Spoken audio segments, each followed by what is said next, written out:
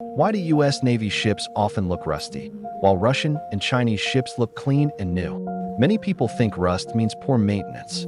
In reality, it means the opposite. US Navy ships operate almost non-stop.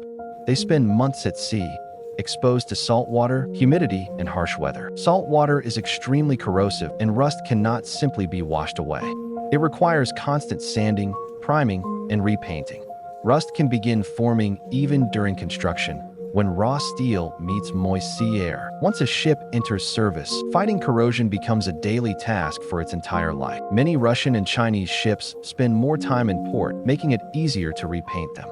So the rust you see is not neglect. It is proof of constant use and global deployment.